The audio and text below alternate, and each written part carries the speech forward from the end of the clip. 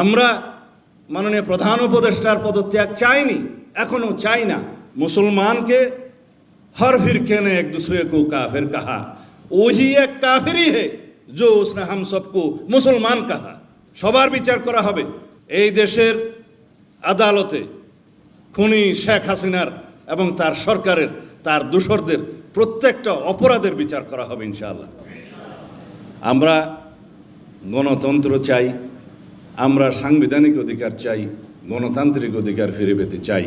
আমরা মাননীয় প্রধান উপদেষ্টার পদত্যাগ চাইনি, এখনো চাই না, কিন্তু ওনার কাছে আমরা একটা রোড ম্যাপ দাবি করেছিলাম।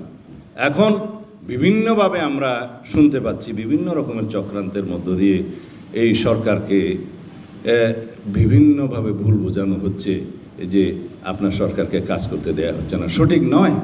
আপনারা আলেম সমাজ দ্বিধা বিভক্ত থাকবেন না, আপনারা এখানে ঐক্যবদ্ধ হন না, আপনাদের স্বার্থ তো এক।